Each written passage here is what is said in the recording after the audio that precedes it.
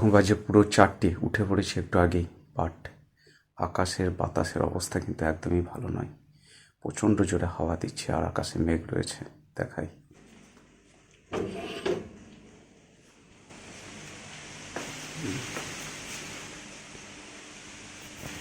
যা হবে হবে, বেঁধে তো রাখি। আর যদি বৃষ্টি হয়, যদি দেখা যায় যে সারাদিনই আবহাওয়া খুবই খারাপ, তাহলে আজ বেরোবো না। কাল আমার আর হাতে একটা দিন রয়েছে, তাহলে কাল বেরোবো, কিন্তু বাঁধা থাকবে মাল আমার। বাঁধি, যা হয় হবে।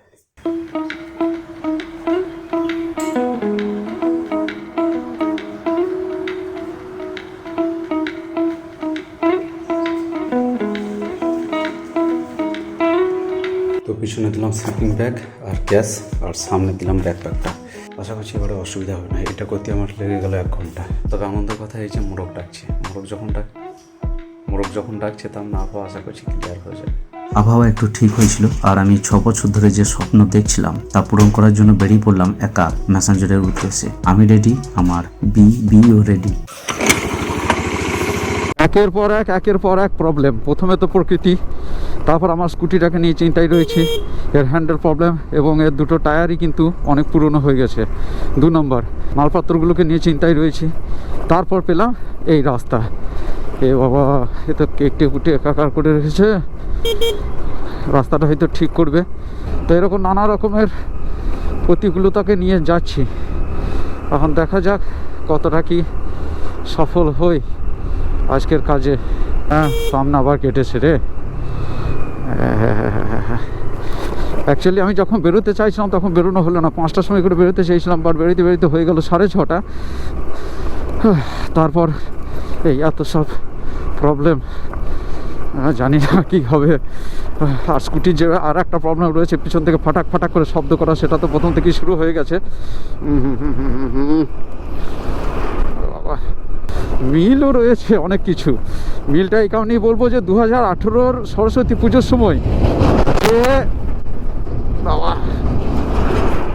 যে স্বপ্নটা দেখেছিলাম সেটা পূরণ করতে করতে 2024-এর সরস্বতী পুজো জাস্ট পেরিয়ে গেল। তো 6 বছর লেগে গেল সেটাকে পূরণ করতে। আর সেদিন আমার স্কুটির টায়ার দুটোতে প্রবলেম ছিল, এবং আমি যে স্পেসিফিক জায়গাটাতে যাচ্ছিলাম, যাওয়ার আগে আমি ভাবছিলাম দেখ আবার টায়ারটা ঠিক থাকবে কি না, কে জানে পাংচার না হয়ে যায়। আজও সেই টায়ারের অবস্থা সেম। এ বাবা, এ তো বেরিয়ে গেছে। এ ভগবান, কী হবে? জল তো পড়ে যাবে। ওকে ব্যালেন্স করে নিয়ে যেতে হবে, দুটো পায়ের ফাঁকে এইভাবে ভরে। চল বাবা, গাড়ি আমার হেলতে দুলতে চললো, হেলিয়া দুলিয়া যাই। ঠিক আছে, যত বাধা আসবে ততই ভালো। হ্যাঁ, উপরওয়ালা শিক্ষা দিচ্ছেন, এটাই। আকাশ ছিল, রাস্তার সারা শরীরে দাগ।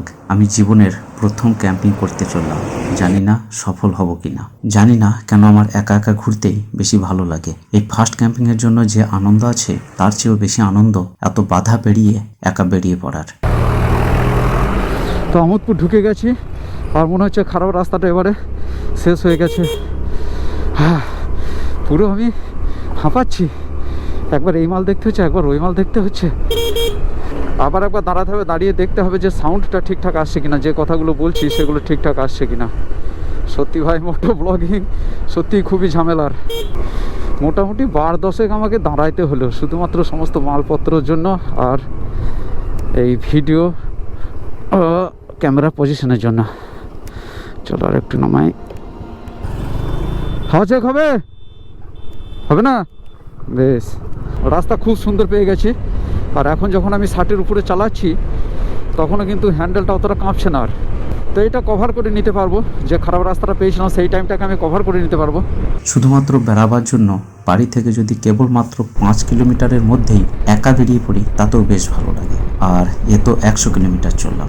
চলো চলো চলো। ওরে বাবা রে, পেছন থেকে সমানে পটাকা মারছে গো।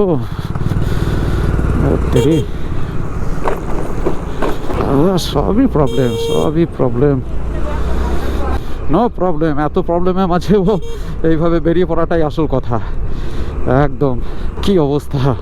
এখানে লেখা ছিল দূরত্বটা, মানে এখান থেকে ম্যাসাঞ্জর কতটা, এরকম অনেক কিছু লেখা ছিল, বাট শেষে অশেষ ধন্যবাদ, হোর্ডিং লাগিয়ে দিয়েছে। বাহ, চালাও। সিউড়ি বাস স্ট্যান্ড ডান দিকে, যেতে দাও গো। চলো চলো চলো চলো চলো।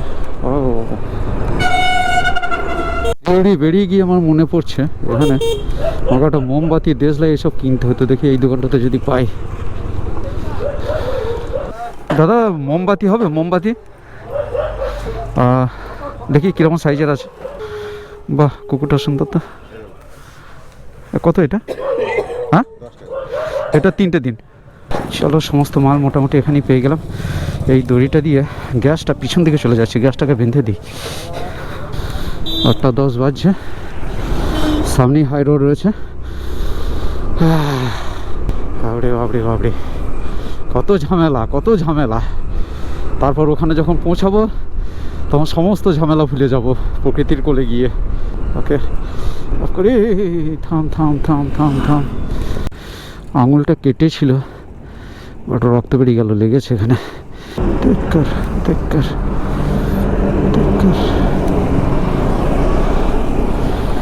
ওকে ওকে ওকে ওকে। তো এই রাস্তাটা গেছে কিন্তু পানাগড়, ওই সরি পানাগড়ের ওখান থেকে আসছে। এই রাস্তাটা গেছে মোরগ্রাম। অনেক আগে একবার বাড়িতে মিথ্যা কথা বলেছিলাম বাসে যাব, বাট মিথ্যা কথা বলে এই রাস্তাতে জঙ্গিপুর গেছিলাম বন্ধুর বিয়েতে। এই সিউড়ির একটা ছেলে গৌরাঙ্গ, আমার বন্ধু গৌরাঙ্গ আর আমি মিলে গৌরাঙ্গর গাড়িতে গেছিলাম। ভয়ঙ্কর খারাপ ছিল রাস্তাটা। জিও পাম্প চলে এসেছি, এখানেই তেলটা ভরে নিই। ঠান্ডা লেগে গেল নাকি?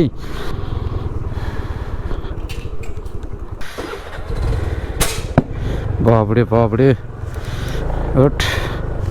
তো 8:30 বাজছে, এখানে তেল নিয়ে নিলাম 210 টাকার। মোটামুটি প্রায় ফুল হয়ে গেছে। এবারে চলো একদম ম্যাসাঞ্জোর।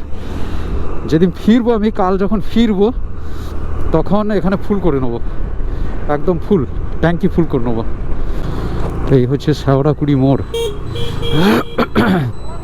আমার মনে হচ্ছে আজকে আমার ঠান্ডা লেগে গেছে। তলাতে যদি আমি ইনার পরে রয়েছি তবু মনে হচ্ছে যেন ঠান্ডা লেগে গেছে, কাশি হবে রাত্রে। 2টো রাস্তা রয়েছে সিঁড়ি থেকে ম্যাসাঞ্জোর যাবার।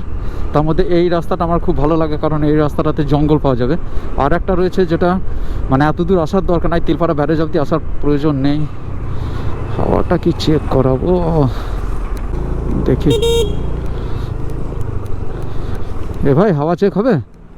হাওয়া হবে? এগুলো সব শালের জঙ্গল। ওই দিকটা ফাঁক, আবার এই দিকটাও ফাঁক, পুরোপুরি ফাঁক একদম।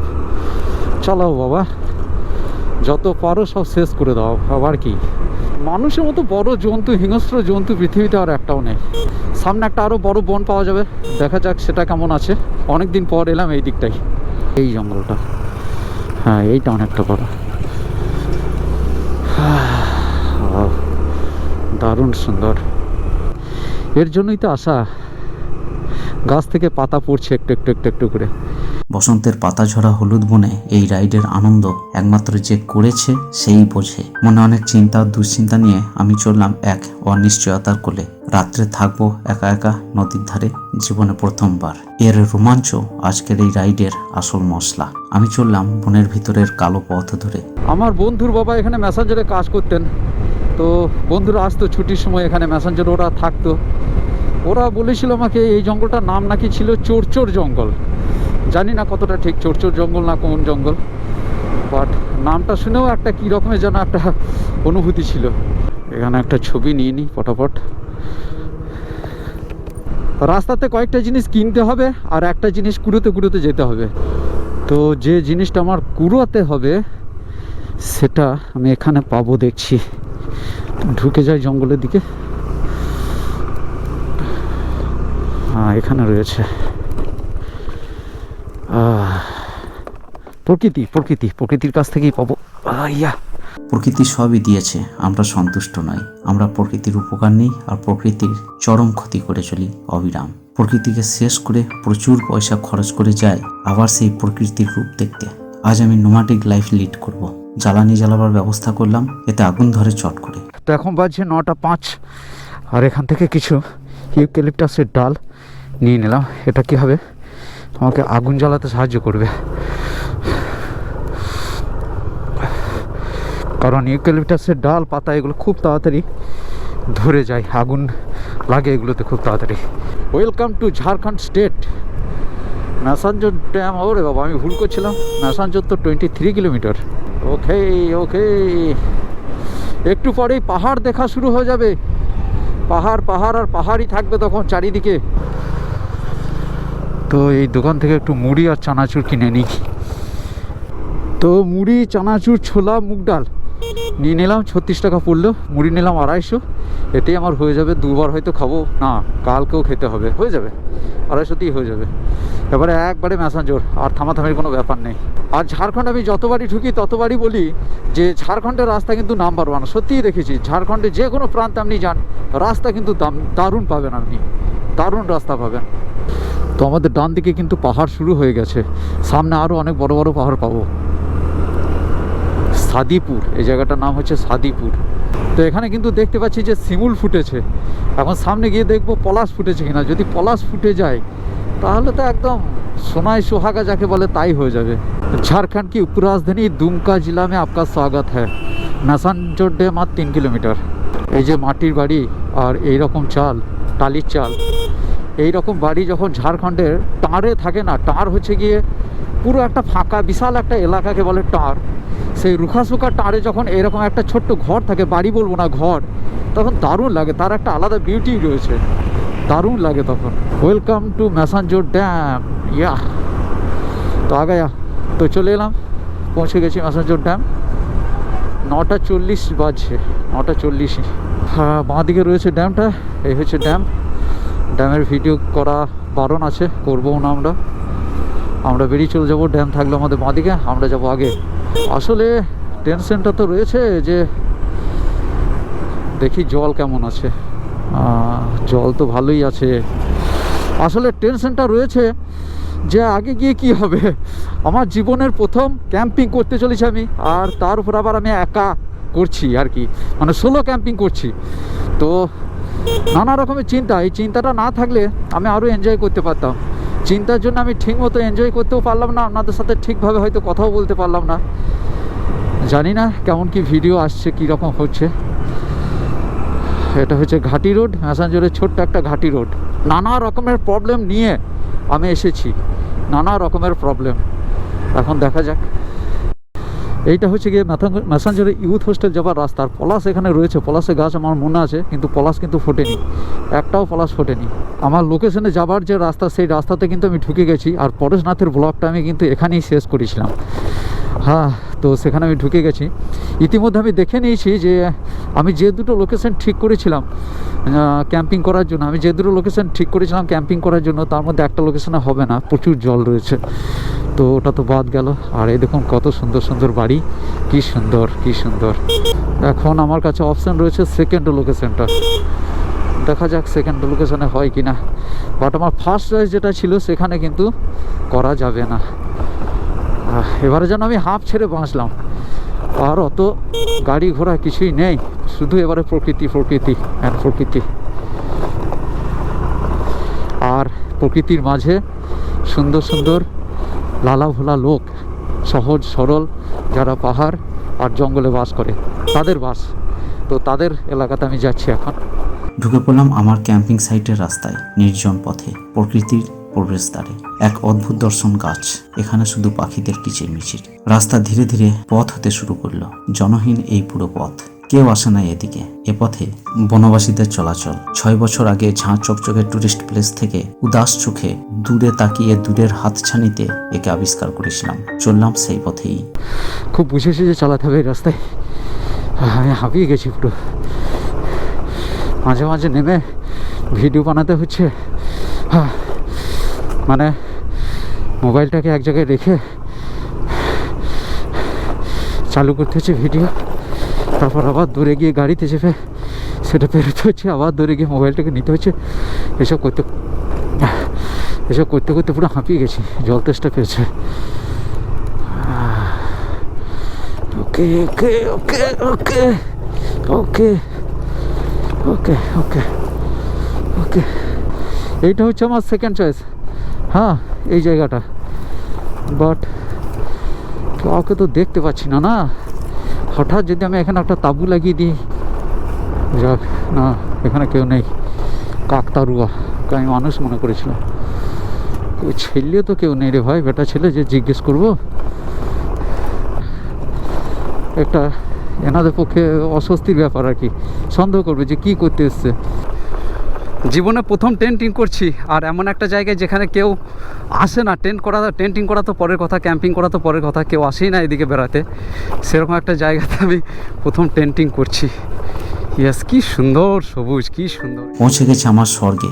দূরে পাহাড়ের প্রাচীর, আবার পিছনেও রয়েছে বনে ঢাকা পাহাড়। সকল সভ্যতা থেকে দূরে আসতে পেরেছি আমি। আসলে এই জায়গাটার চারিদিকেই বন পাহাড়, আর এটা ম্যাসাঞ্জরের খুবই কাছে। ও চুলের কি অবস্থা। তো এখন বাজে 10:15। আমি পৌঁছে গেছি আমার সেকেন্ড লোকেশনে। ফার্স্ট লোকেশন অন্য একটা ছিল, বাট সেখানে যাওয়া যাবে না কারণ জল অনেক বেশি। আর এটা ছিল আমার সেকেন্ড লোকেশন। এখানে তো পৌঁছেছি, বাট কোনো পুরুষ মানুষের সেভাবে আমি দেখা পাচ্ছি না, যার কাছে একদম ক্লিয়ার হয়ে যাবো যে হ্যাঁ এখানে থাকলে তাদের কোনো অসুবিধা নেই। কথা বললাম দুজনের সাথে, দ্বিতীয়জন তো ঠিকঠাক বলতে চাইলে না, প্রথমজন বললেন না কোনো অসুবিধা নেই। এখন বুঝতে পারছি না কী করব। যদি এখানে 2-4টে পুরুষ মানুষ থাকতো তাদের সাথে কথা বললে ভালো হতো। আসলে এখানে কেউ কখনো তো ক্যাম্পিং করেনি, মানে আমার জানা নেই যে কেউ এখানে কখনো ক্যাম্পিং করেছে। তো আমি তো প্রথম, এরা তো অনভ্যস্ত। এরকম অবস্থায় এখানে এরকম একটা ফাঁকা জায়গাতে কোথা থেকে চলে আসবো, এসে একটা টেন্ট লাগিয়ে দেবো, সেই পুরনো কথাই বলছি আবার। বাট আমি কাউকে পাচ্ছি না। আচ্ছা জায়গাটা দেখাই আপনাদেরকে, কত সুন্দর। এই ম্যাসাঞ্জর আপনারা কি দেখেছেন? দেখুন, অবশ্যই দেখেছেন, কেউ না কেউ অবশ্যই দেখেছেন। দেখুন আমার বাহন যে আমাকে নিয়ে এসেছে।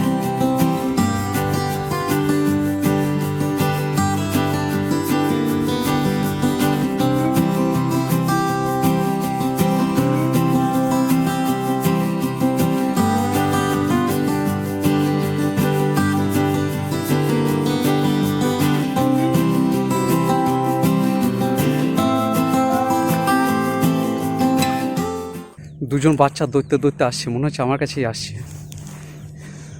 এখানে আমার মতো কেউ আসে বেড়াতে? কোনটা বেশি ভালো বোঝো, হিন্দি না বাংলা? हिंदी? कोई घूमना आता है इधर? नहीं।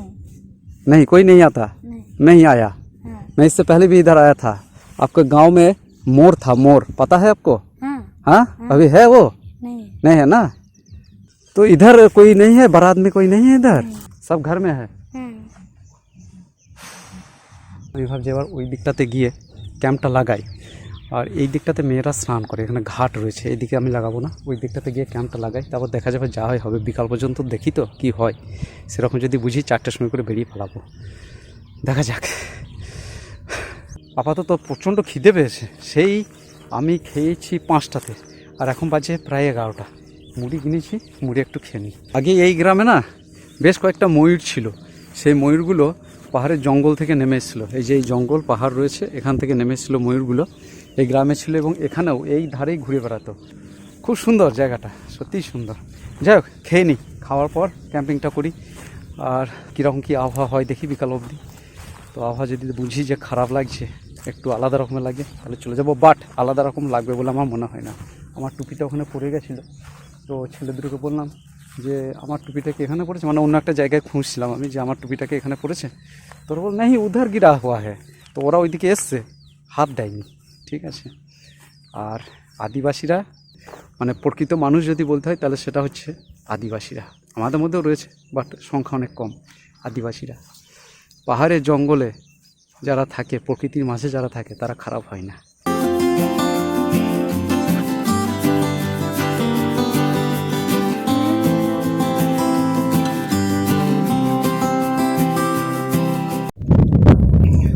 মুড়ি খাওয়া মনে হচ্ছে আর হবে না, কারণ মেঘ চলে এসছে। হ্যাঁ, চারিদিক মেঘে কিন্তু ছেয়ে গেল। যদি বৃষ্টি চলে আসে তাহলে সব ভিজে যাবে। তাহলে আগে আমি তাবুটা লাগিয়ে ফেলি।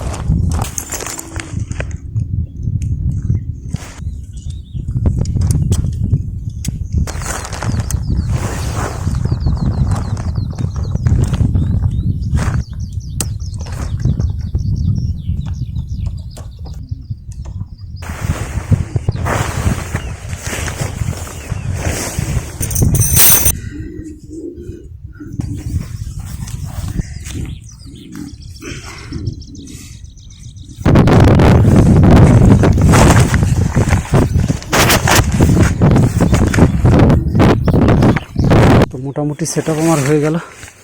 ওকে, বৃষ্টি আসবে বলে তাড়াহুড়ো করে যেভাবে ভেবেছিলাম ভিডিওটা বানাবো সেভাবে পারলাম না। মালগুলোকে ভরি যদি বৃষ্টি আসে।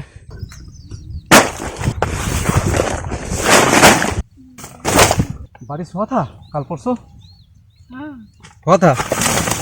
ঠিক আছে রে, আপাতত মালগুলো ভরে দিলাম। এবারে যদি বৃষ্টি আসে তার জন্য এই যে প্লাস্টিক প্যাকেটটা এনেছি এই বৃষ্টির জন্য, এটাকে আমি এর উপরে বিছিয়ে দেবো। হ্যাঁ, তারপরে আমার একটু শান্তি লাগ যায়গা। আপকো লাগ যায়গা, আপকো লাগো, ছোটো ছোটো লাগ যায়গা। ঠিক আছে, मैं कर लूँगी, আপকো লাগ যায়গা না। তো এরা কিন্তু আমাকে এভাবে হেল্প করছে, আমি বলিনি, ওরা নিজেরাই করছে। Good boy. ঠিক আছে। তো টেন্টিং মোটামুটি হলো, কথা বলার ক্ষমতা নেই। এবার আমি একটু খাবো, আগে মুড়ি চারটি খাই। চানাচুর মুগ ডাল সবই ছিল, বাট ওইসব খেলে হবে না, খালি পেটে রয়েছে। আপাতত এই ছোলা ভাজা আর মুড়ি একটু জল দিয়ে খেয়ে নিই।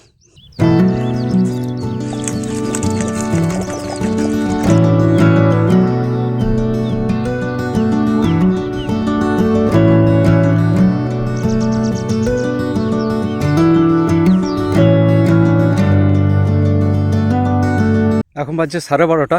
অবশেষে সূর্যের দেখা পেলাম। সূর্য মহারাজ এবারে উঠেছেন। কিসের শব্দ এখানে উঠছে শুনুন একটু।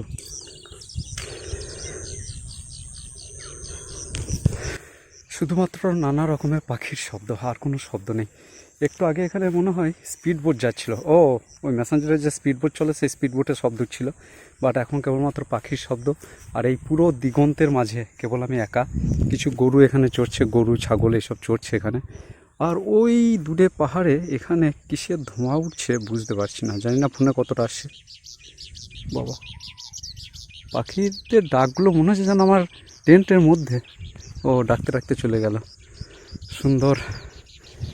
ওখানে একটা নৌকা রয়েছে, এখানে এই যে এখানে একটা নৌকা রয়েছে। এটা অসম্ভব সুন্দর জায়গা।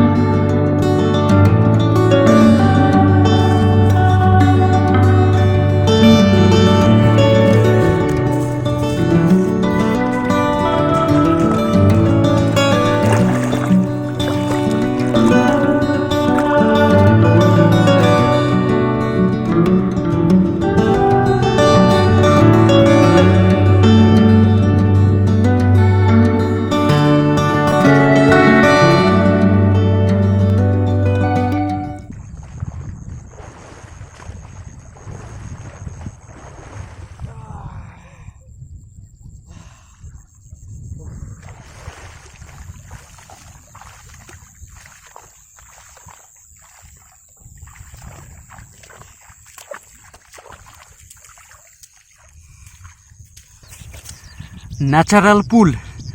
হ্যাঁ, 5 স্টার হোটেলেও পাওয়া যাবে না এটা। এই শ্যাম্পুর পাতা কিন্তু আমি সঙ্গে করে নিয়ে যাব, ডাস্টবিনেই ফেলবো।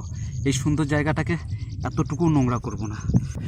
এই আমার ছোট্ট ঘর, আর এই আমার পুল, সুইমিং পুল। ঠান্ডা লাগছে।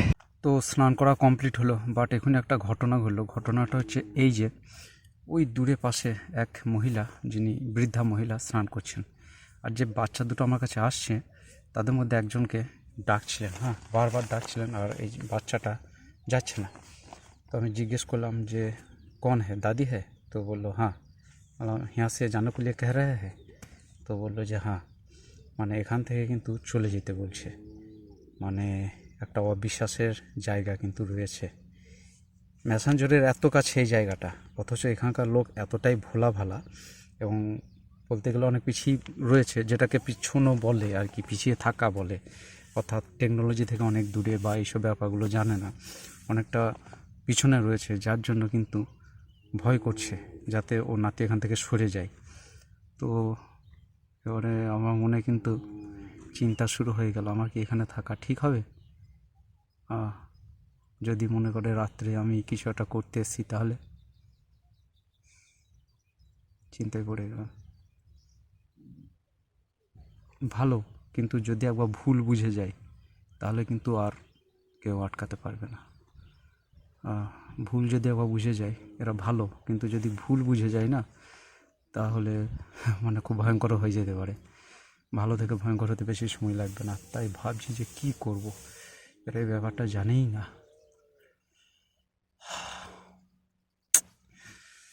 চলে যাব, প্রায় 2টো বাজছে, দেখি কি করব। দেখি একটা কাজ করি, আমি আজ চলে যাই। আজ চলে যাই এখান থেকে। এই যে ওরা এটা দেখলো তো ওদের একটা মানে চোখটা অভ্যস্ত হয়ে থাকলো। হ্যাঁ, আজ দেখলো যে আমি এখানে আছি, এতক্ষণ ধরে আছি, এইসব লাগিয়ে রয়েছি, তো ভবিষ্যতে আবার আসবো, আবার লাগাবো। ধীরে ধীরে ধীরে ধীরে ওদের বিশ্বাসটা অর্জন করতে হবে, তা না হলে মুশকিল। আমি তো এখানে কিছুই করতে আসিনি, প্রকৃতিকে দেখতে এসেছি, কিন্তু এইসবে মানে তো ওরা তো বুঝবে না, না যে দেখার কি আছে। আর দেখার জন্য এমনি কেন, তুমি এসছো চলে যাও, দেখলে চলে যাও, বিকালে বেরিয়ে যাও। তুমি সারা রাতের বেলায় কী করছো তুমি, এরকম একটা ওদের মনে কিন্তু চিন্তাভাবনা কাজ করতে পারে। তাই ভাবছি যে চলেই যাই। চলে যাই, গোছগাছ করতে অনেক সময় লাগবে। চলে যাই, গিয়ে যদি ইউথ হোস্টেলে জায়গা পাই তো দেখি, পরে আবার নাই তো আসবো। তো এখন বাজছে 2:45, গোছগাছ পুরো কমপ্লিট করে ফেললাম, বেরিয়ে যাচ্ছি। জানি না জায়গা পাবো কিনা ওখানে, যদি জায়গা পাই তাহলে খুব ভালো হবে। ঠিক আছে, আগের বারে একবারই হয়নি, এবারে হাফ হলো, পরের বারে একদম ফুল এখানেই হবে ক্যাম্পিং। ওকে, তো চলুন যাওয়া যাক।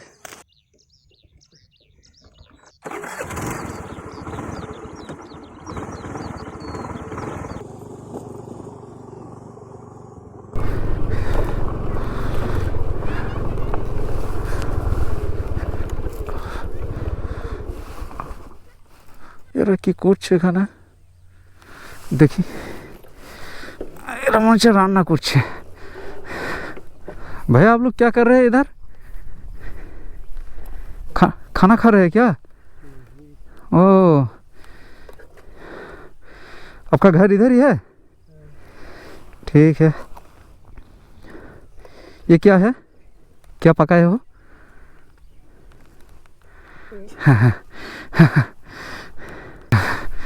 এরা কথা বেশি বলে না, লজ্জা পাই। ঠিক আছে, তখন রাখছি। এই রাস্তাটা তো আগে দেখিয়ে দিয়েছি, তো এখন বন্ধ করি। আপনাদের সাথে একদম দেখা হচ্ছে ইউথ হোস্টেলে গিয়ে। এখন রাখছি। তো 4টে বাজে আমি ইউথ হোস্টেলে পৌঁছে গেছি, বাট এরা বলছে উইদাউট বুকিং কোনো মতেই ঘর দেওয়া যাবে না। তো আমার ওখানে মিন্টুকে ফোন করলাম যে ডরমিটরিতে একটা বেড বুকিং করে আমাকে পাঠা, তাহলে আমি এখানে আজকে রাত অন্তত থাকতে পাবো। দেখা যাক, ও যদি করতে পারো। ওর আবার দোকান বন্ধ। আমি বললাম তো যদি ফোনে করা যায় তাহলে করে আমাকে তাড়াতাড়ি পাঠিয়ে দেয়, নাহলে আমাকে আবার যেতে হবে প্রায় 100 কিলোমিটার।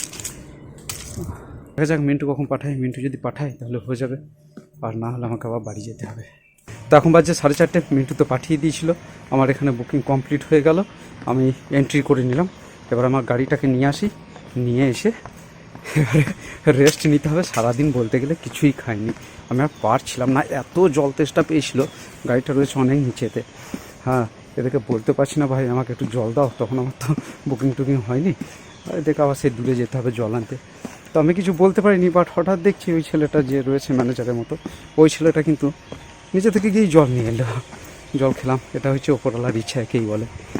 তো যাই, এখন গাড়িটা নিয়ে আসি। তো ডরমিটরিতে চলে এসেছি, সমস্ত মালপত্র এনে এখানে রেখেছি। প্রচণ্ড ক্লান্ত। সারাদিন কিছু খাইনি বলতে গেলে, ওই একবার মুড়ি খেয়েছি, আর সেই সকালে মুড়ি খেয়েছি, পারছি না। আর বাইরে যে ছেলেটা চোখে বললাম যে আমার প্যান্ট পুরো খুলে যাচ্ছে, কারণ কিছু খাওয়াই জোটেনি। আজ আমার ওজন বোধহয় 5 কেজি কমে গেছে। যাই হোক, তো মালপত্র এখানে রয়েছে, এখন বিছানাটা করে নিই। করে নেওয়ার পরে আমি ভাবছি আরেকবার স্নান করি, প্রচণ্ড ঘেমে গেছি। তার আগে এই ডরমিটরিটা কেমন একটু দেখিয়ে দিই। হ্যাঁ, এটা হচ্ছে ডরমিটরি খাবার টেবিল, অনেক বড়। আর বাথরুমটা দেখি, আমি নিজেও তো দেখিনি বাথরুমটা এখন কেমন। Indian style. আচ্ছা, স্নান করার ঘরটা আলাদা, যেটা আমার খুব পছন্দ হলো, দেখে ভালো লাগলো। এখানে বেসিন রয়েছে, এখানে মানে স্নান করার 2টো রুম রয়েছে, আর পায়খানার জন্য রয়েছে 2টো। আমার যে রুমটা সেখানে রয়েছে 1, 2, 3, 4, 5, 6টা বেড নিচেতে, আর একটা দুটো তিনটে চারটে দুটো বেড ট্রেনের মতো, দুটো বেড উপরে, দুটো চারটে বেড উপরে। তবে যেটা মেন প্রবলেম সেটা হচ্ছে এই যে ডরমিটরি তো প্রত্যেকে নিজস্ব মাল রাখার জন্য আলাদা একটা ব্যবস্থা থাকা দরকার, সেটা এখানে নেই। এই একটাই আলমারি রয়েছে যার কোনো তালা নেই। এখানে একটা বড় আয়না রয়েছে, এখানেও একটা ফ্যান রয়েছে এর জন্য। ঠিক আছে, ব্যবস্থা ঠিক আছে। ওই লাইটগুলো জ্বলে কিনা কে জানে, জ্বলবে নিশ্চয়ই। আমার পড়লো 249 টাকা। আর যেটা এসি রুম সেটা হচ্ছে গিয়ে 1114, আর নন এসি রয়েছে সেটা 778 এরকম। যাই হোক, এটা তো দেখিয়ে দিলাম। বাইরেটা আজকে আর দেখাতে পারবো কিনা জানি না। আমি একটু ফ্রেশ হই, আর একবার স্নান করি, স্নান করে আর একটু মুড়ি খাই। মুড়ি খেয়ে তারপর মানে জান আসবে আর কি, তারপর আপনাদের সাথে কথা বলছি। তো স্নান কমপ্লিট, অনেকটাই ফ্রেশ লাগছে। এবারে বসে মুড়িটা খাবো। মুড়িটা খেলে একটু তাকাত পাবো। আর এখানে জিজ্ঞেস করলাম যে খাবার কখন পাবো, বললেন যে 9টা থেকে 9:30টার মধ্যে খাবার পাবো। আমি বললাম ভাই কিছু করতে হবে না, শুধু ভাত, আলু সিদ্ধ আর একটু ডাল, এটা পেলেই হয়ে যাবে। বললেন ঠিক আছে, পেয়ে যাবেন। ছোলা ভাজা, চানাচুরার মুড়ি, এই যে কারোর জিভে এতটা জল আনতে পারে এটা আমি আগে জানতাম না। খিদেটা এতটা পরিমাণে লেগেছে।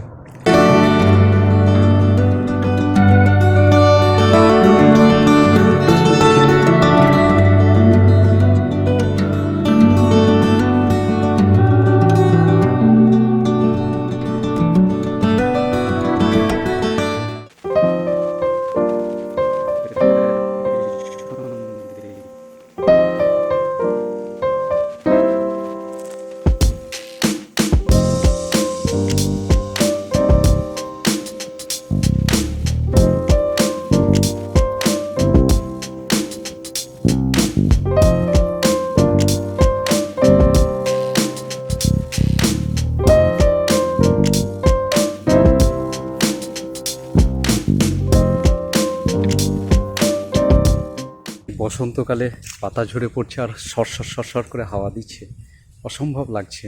আমাদের বীরভূমবাসীর কাছে না এই ম্যাসাঞ্জরের কোনো দাম নেই, তার কারণ আমাদের বাড়ির কাছে, যার জন্য এর কোনো দাম নেই। কিন্তু ম্যাসাঞ্জরের এই সৌন্দর্য এতটা সুন্দর যে কি বলবো। আমরা বেশিরভাগ সাধারণত আসি, এসে ম্যাসাঞ্জরের যে ব্যারেজ রয়েছে, যে ব্রিজটা রয়েছে, ব্যারেজে গিয়ে আমরা সময় কাটিয়ে বাড়ি চলে যাই। বাট এই জায়গার এই যে একটা অনুভূতি, এটা ওখানে গেলে পাওয়া যাবে না। একে কোইন্সিডেন্স বলবো না কি বলবো জানি না, আপনাদেরকে দেখাচ্ছি দেখুন। 2019 সালে এই দিনে আমি আজ যেখানে গেছিলাম সেই জায়গারই কিছু ছবি পোস্ট করেছিলাম আর কিছু লিখেছিলাম এই দিনে।